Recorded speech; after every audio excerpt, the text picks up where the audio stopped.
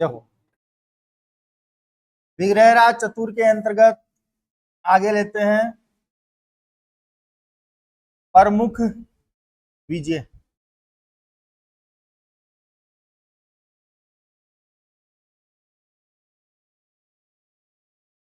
प्रमुख विजय में सबसे पहले 1157 ईस्वी, ध्यान रखना, दिल्ली के तोमरों को हराया था।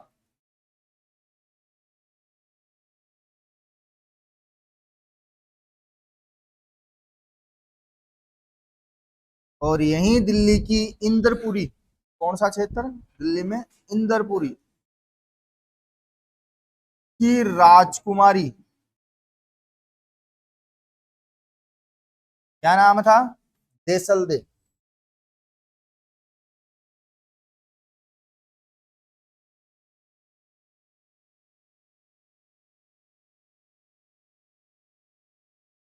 कहते हैं कि 1157 के अंतर्गत जब दिल्ली पे आक्रमण करने गए थे विग्रहराज चतुर्थ, तो उस समय वहां पे तोमरों का राज था। और कुछ ये भी माना गया है बी आर सिंह के द्वारा, बी आर सिंह कहता है कि भाई जो ये दिल्ली है इसी का नाम इंद्रपुर था, इसीलिए बाद में इसका पुराना नाम और देखोगे तो इंद्रप्रस्थ भी मिलता है। तो यहीं पे तोमरों का शासक था और इन पे अटैक किया था 1157 ईस्वी में।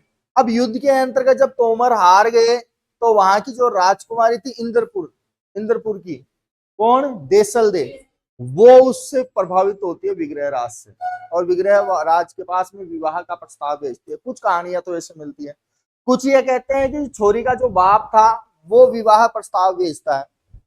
अब कुछ भी भेजो, देसल दे के साथ इसका विवाह दिल्ली को जीतने के बाद हुआ, मतलब तोमरों को हराने के बाद हुआ, और दिल्ली पर किसका, विग्रह राज का अधिकार हो गया, इसका विग्रह राज का अधिकार हो गया।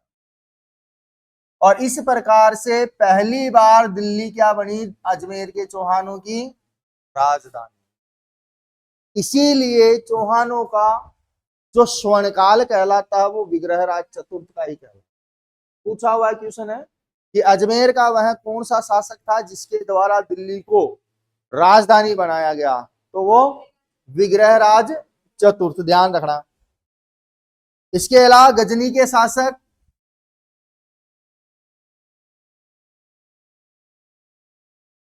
गजनी का शासक था जिसका नाम हमें मिलता है खुसरो शाह, खुसरो शाह को पराजित किया।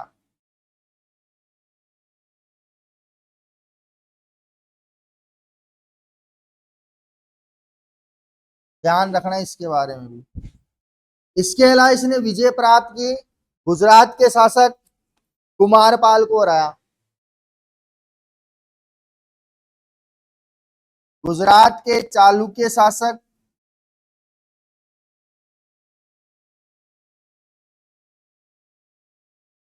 कुमारपाल को हराया।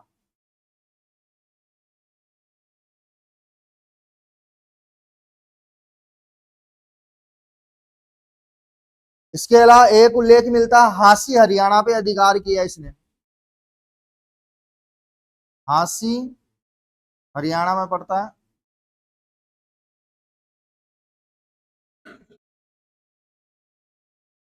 मतलब चौहान वंश में शामिल की ये सारी चीजें। इसके अलावा भारत से मल्लेच्छों को भगाया, भारत से मल्लेच्छों को भगाया।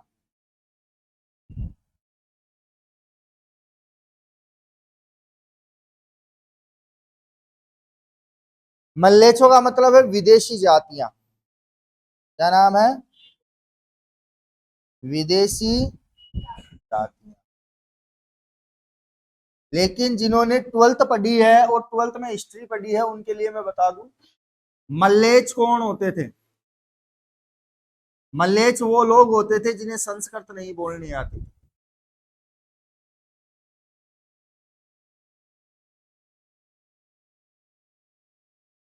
हो सकता है कि ये वर्ड अलग हो और ये जो मल्लेच्छ जाति से जुड़ा हुआ है ये शब्द अलग हो।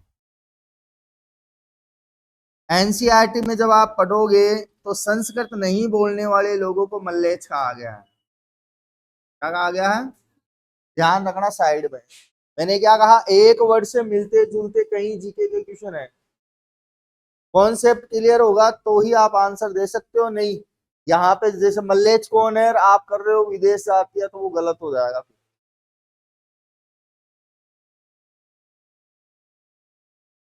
अब इसके बाद में जो हम लेंगे वो लेंगे सोमेश्वर चौहान। इसके बाद में कौन बनेगा? सोमेश्वर चौहान, जो इसी का पुत्र बताया गया है। कालो।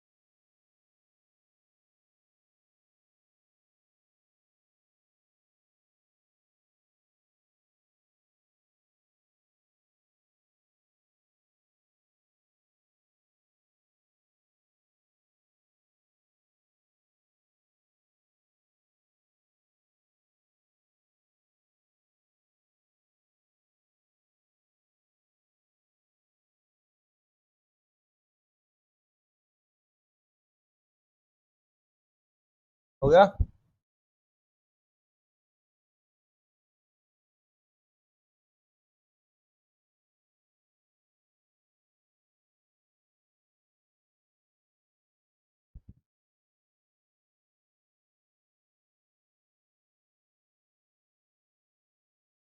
बढ़े आगे।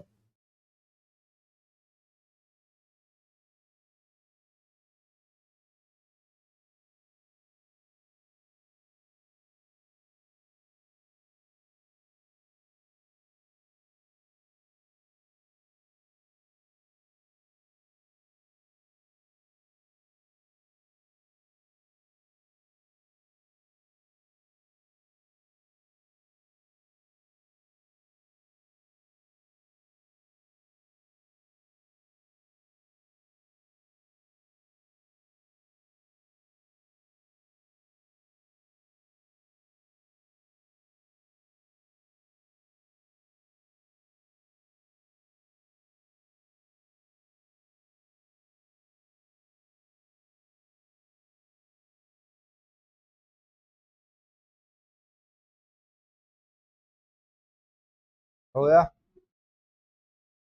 देखो, इसके बाद में शासक बनेगा सोमेश्वर चौहान।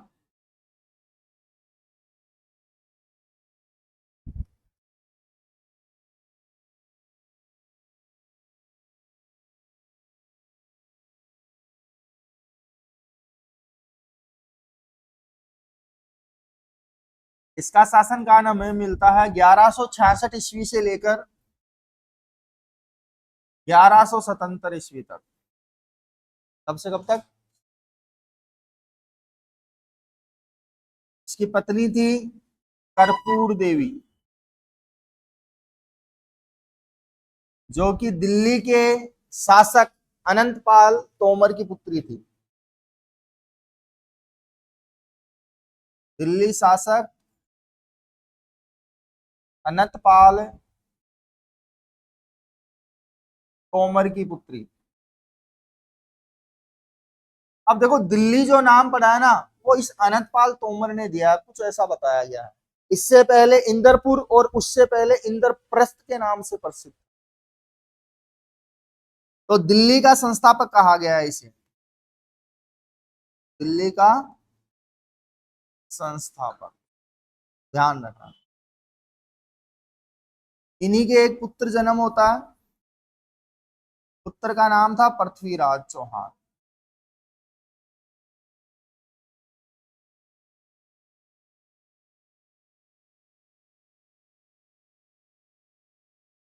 जन्म हुआ था, आगे नहीं बताऊंगा मैं, यहीं पे कंप्लीट कर लेना, ठीक है। जन्म हुआ था अहिल पाटन गुजरात में।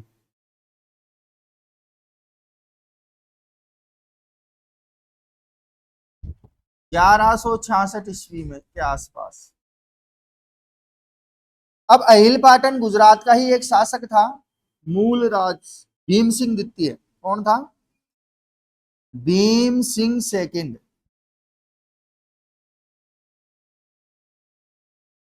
और ये भीम सिंह सेकंड ही सोमेश्वर चौहान की हत्या का कारण बनता है कि भाई अहिल पाटन गुजरात में जब ये आक्रमण करने गया तो एक तरफ पृथ्वीराज चौहान का क्या होता है, जन्म, और 1177 के अंतर्गत यहीं पे भीम सिंह सेकंड के द्वारा इसकी हत्या कर दी जाती है। तो ध्यान रखना कौन है, अहिल पाटन गुजरात का शासक।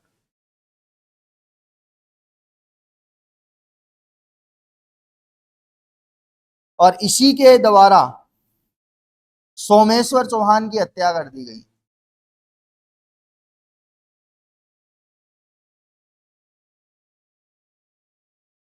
ग्यारह सौ 77। और इस समय पृथ्वीराज चौहान मात्र 11 वर्ष का है। मैंने क्या कहा, इतिहास में जो जितनी कम उम्र में शासक बना है उसका नाम उतना ही बड़ा हुआ है। तो भीम सिंह सेकंड इसको मार देता है। तो जैसे इसकी हत्या होती है तो जो कर्पूर देवी थी वो देखती है कि भाई पृथ्वीराज चौहान को भी मार देगा, तो कर्पूर देवी अजमेर आ जाती है। कहाँ आ गई? अजमेर आ गई। और अजमेर में ही 1177 ईस्वी में पृथ्वीराज चौहान का राज्याभिषेक हुआ। आई बात समझ में? आगे अब शासक कौन बनेगा? पृथ्वीराज चौहान थर्ड, तृतीय है ये चौहानों में। अजमेर के चौहानों में तीसरे नंबर का चौहान है ये। माता पिता की जानकारी देने की जरूरत नहीं है, मैंने लिखवा दिया है, ठीक है।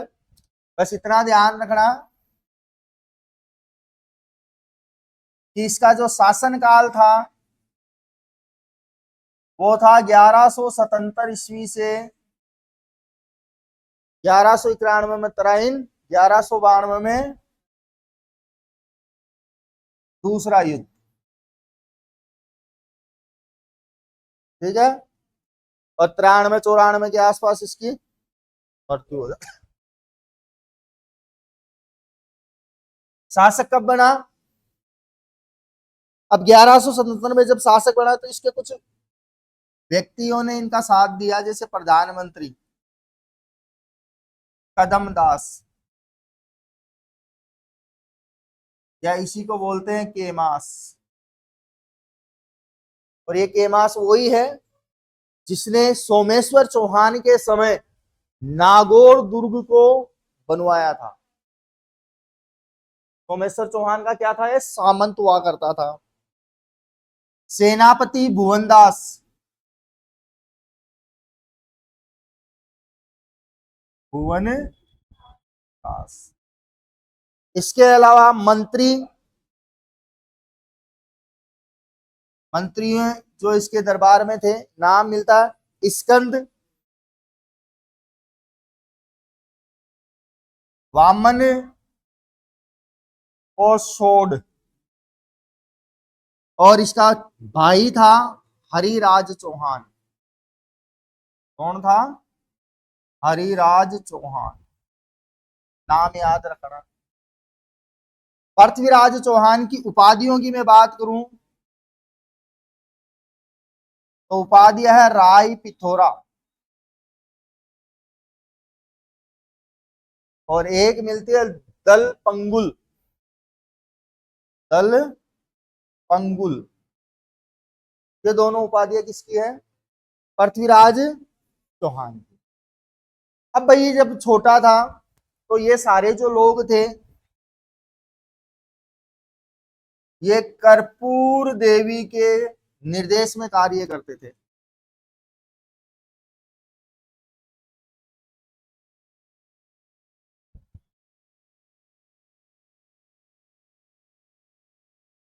इसीलिए पृथ्वीराज चौहान की जो संरक्षक थी वो इन्हीं की माताजी थी, कर्पूर देवी।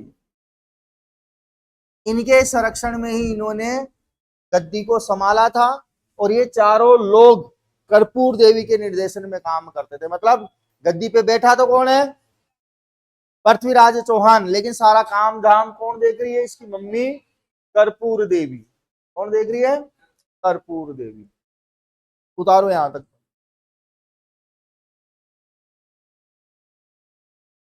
ज्यादा हो जाएगा फिर।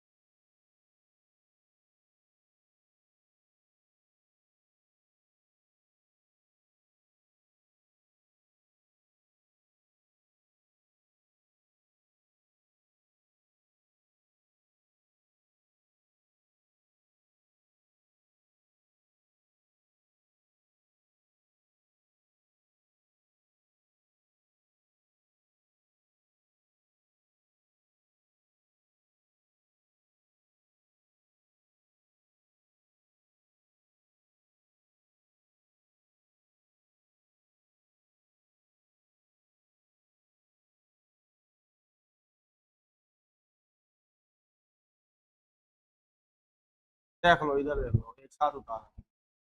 भाई शासनकाल कब शुरू हुआ? 77 से 92 तक चला।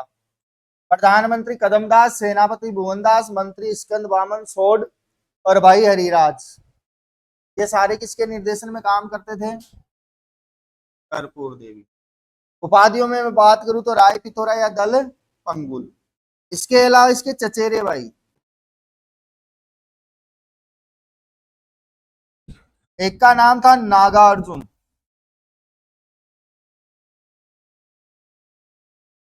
क्या नाम था? नागार्जुन। और एक था अपर गांगे, अपर गांगे। इसका मोसेरा भाई भी था,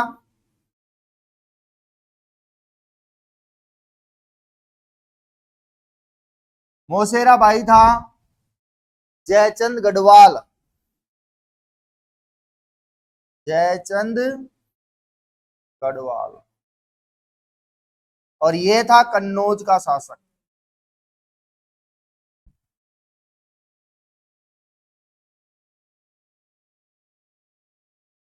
कहाँ का शासक बताया? कन्नौज का। पत्नियां, पृथ्वीराज के दो पत्नियां थी।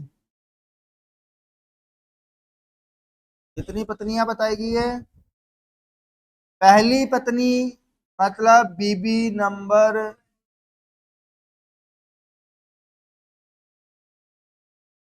1, ये थी इच्छनी देवी। कौन थी? इच्छनी देवी थी। और ये थी आबुर्द प्रदेश की राजकुमारी।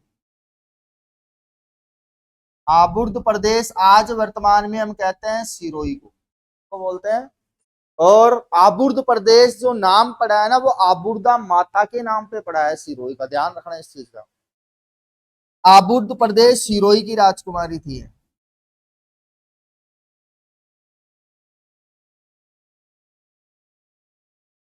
और एक थी बीबी नंबर 2,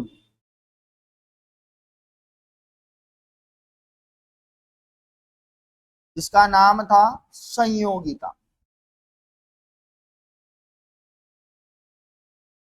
और ये थी जयचंद की पुत्री। किसकी पुत्री है?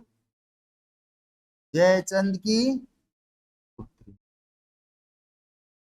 और एक पुत्र का उल्लेख भी मिलता है, पुत्र था गोविंदराज प्रथम, गोविंदराज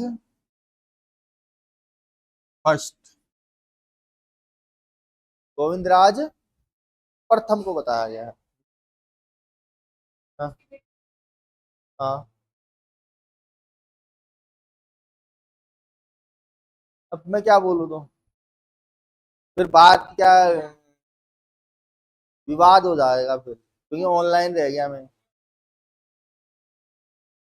मेरे को पुश का बटन पता नहीं है इसका, इसलिए मैं बस इतना ही कि भाई जयचंद गढ़वाल की पुत्री संयोगिता थी। अब ये अपनी ही भाई संयोगिता, मतलब भाई बहन हो गए तो एक तरीके से चाचा भतीजी। तो भाई मुसलमानों की तरह पता नहीं इनमें होता हो या दूर की रिश्तेदार हो, लेकिन दूर की भी हो तो हम टाल मटोल करते हैं। हाँ। अरे आज के आशिकों का तो पता नहीं, लेकिन हमारे टाइम के जो आशिक होते थे ना गाँव में, भैया अपने गांव से बाहर ही है ना गोरी फ्रेंड को फ्रेंड बनाते थे, क्योंकि गांव की छोरी हमारी बहन है, गांव की छोरी हमारी बहन है। मतलब दूसरा अगर कोई दूसरे गांव का छेड़ता भी ना, तो भाई साहब ठोकने चले जाते थे। आजकल पता नहीं है, जब से उलाला उलाला है ना इंस्टाग्राम पे भाभीियों के जोरदार जोरदार वीडियो, उनको देख के आस पड़ोस में एक गली छोड़ के, छोड़ो एक छत के ऊपर ही, तो ये तो चलो बहुत दूर है, कन्नौज कहाँ अजमेर कहाँ, ठीक है, लेकिन प्यार था तो था भाई। और प्यार जब किसी गधी पे आया हो तो परी भी क्या चीज है। क्यों भाइयों, सही बोला? तो देखो गोविंद राज प्रथम था ये, और इसको इच्छनी देवी का पुत्र बताया गया है। इसका पुत्र बताया इच्छनी देवी का। देखो आगे बढ़ रहे हैं। साम्राज्य विस्तार के लिए, इसके लिए साम्राज्य विस्तार के लिए पृथ्वीराज चौहान ने एक नीति अपनाई थी जिसे हम कहते हैं दिग्विजय नीति। कौन सी नीति? दिग्विजय नीति अपनाई।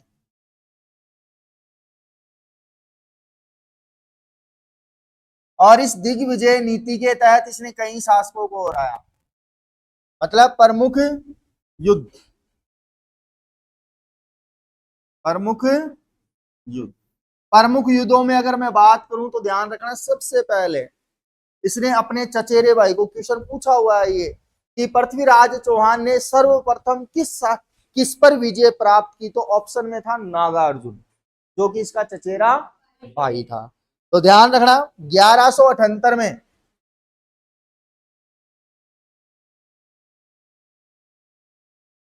अपर गांगे वह नागार्जुन को हराया था सबसे पहले।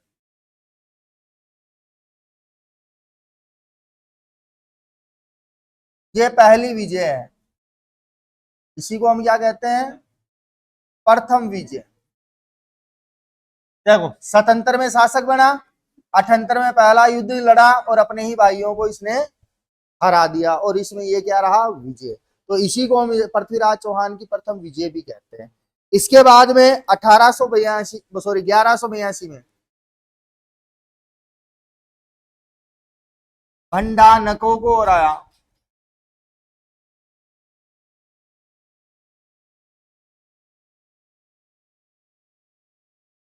भंडानक एक जाति के लोग थे, उनको इन्होंने क्या किया? हराया। कहां पे? तो सतलज के मैदान में।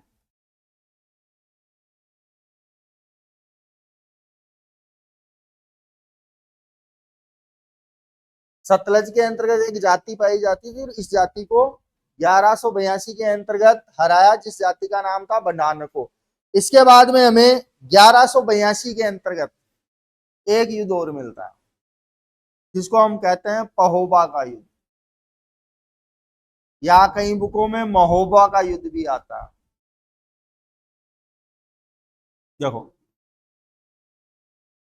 1182 में युद्ध लड़ा गया। इस युद्ध के अंतर्गत चंदेल शासक परमी देव को पराजित किया।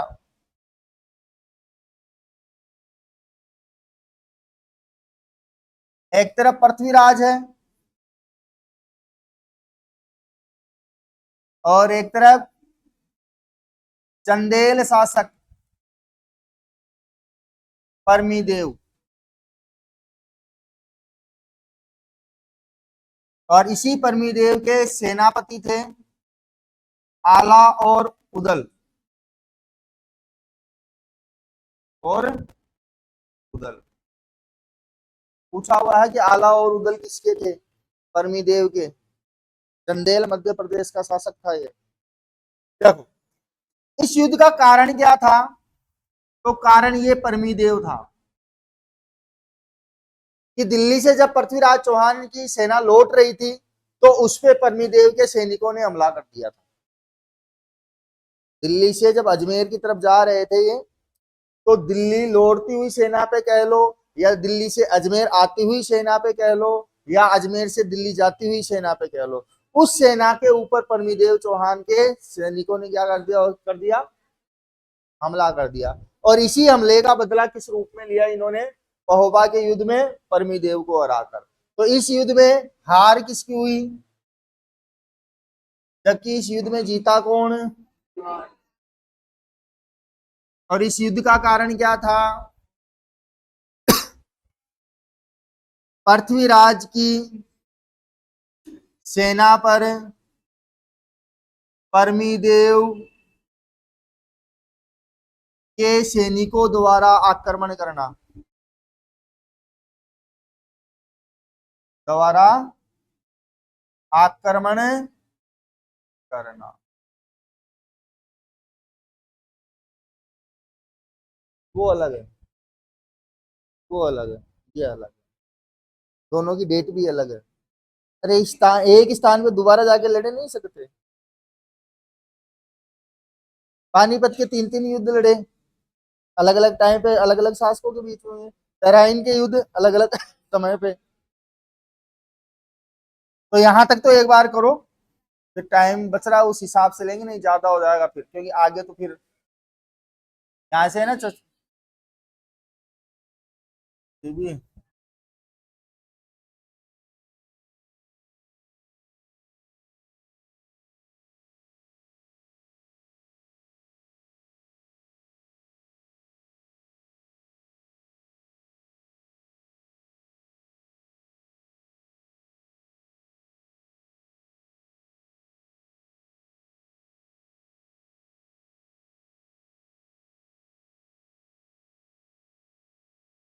निर्वास तो लिखा होगा पहला, चलेगा, चलेगा लिखा हुआ है।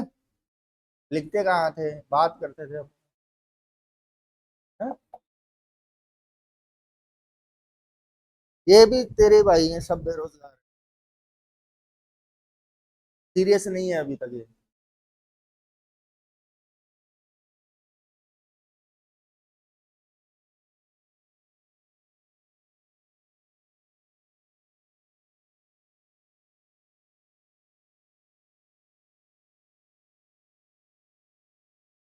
हैं?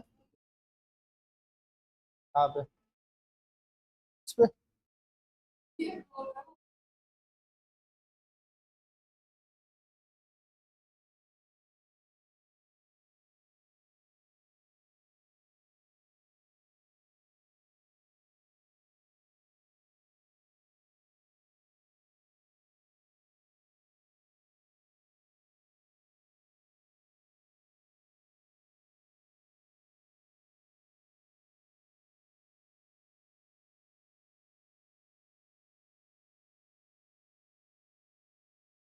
बता देना भाई सारे बच्चे।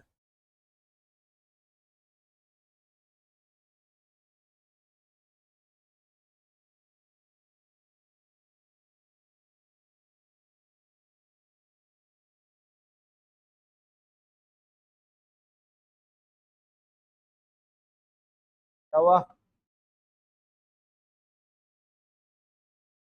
तो मैं सुबह क्या बोल के गया था?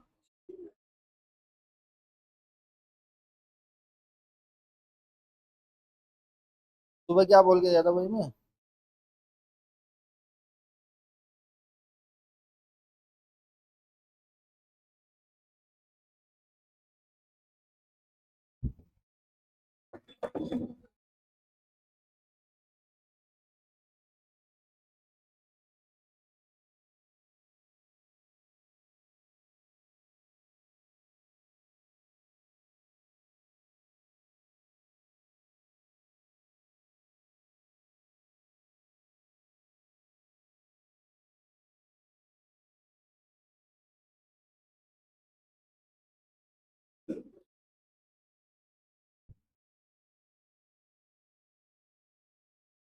तो उतारने दे इनको।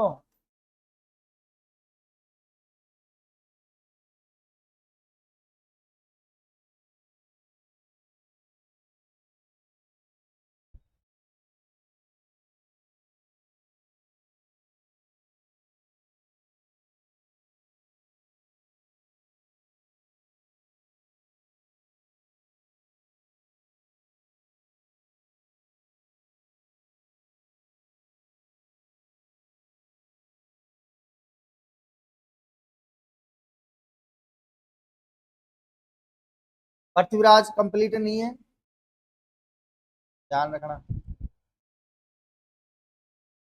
पृथ्वीराज कंप्लीट नहीं है, कंप्लीट होगा, और कल कंप्लीट कर देंगे। अभी तो केवल थोड़ा बहुत परिचय बताया है, स्टार्टिंग के युद्ध बताया है। मेन जो स्टोरी क्रिएट हुई है वो कल करेंगे, और अभी छेड़ूंगा तो फिर कम से कम 1 घंटा फिर चाहिए, इसलिए नहीं छेड़े तो अच्छा है, क्योंकि मामला पृथ्वीराज चौहान की घरवालियों का रह गया, इसलिए कल ही छेड़ेंगे आगे की कहानी।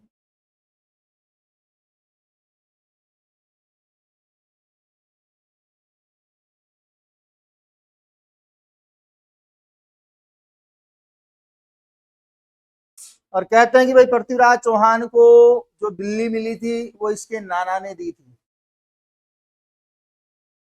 और इसी बात से जो जयचंद गढ़वाल था वो गुस्सा था।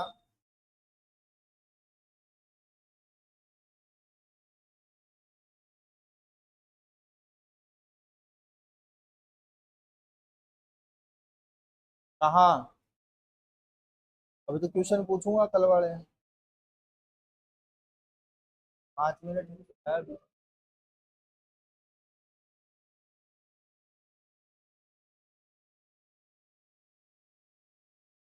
राजस्थान का भीष्म पितामह किसे कहा गया है? भीष्म पितामह है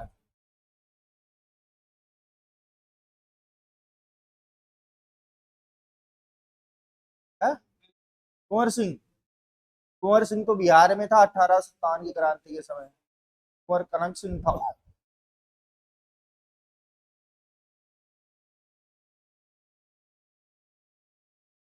हाँ हाँ।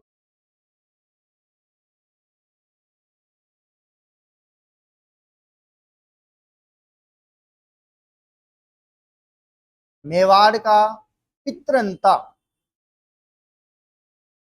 है उदय सिंह। खुदा। किसकी हत्या की थी? अंबा की थी। और मारवाड़ का पितरंता दूसरा। मारवाड़ का दूसरा पितरंता।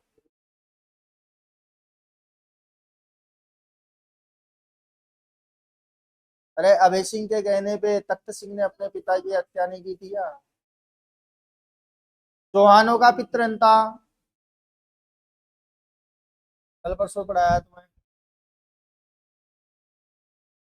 जगदेव। नहीं पढ़ते घर जाकर। हाँ हाँ हाँ। बेटा कल का दिन और परसों कल कल का दिन ही है। और पहली पारी में बचीड़ हम ही देंगे पहले पेपर के। पटवारी का भी पहला ही हमने दिया है। ये भी हम ही देंगे। मतलब जो अच्छे पढ़े लिखे हैं उनका पहले पेपर बना के दे दिया ताकि बाद में सोचने समझने का टाइम ही न मिले उनको। नए बच्चों को तो लास्ट वाले दिन दिया है।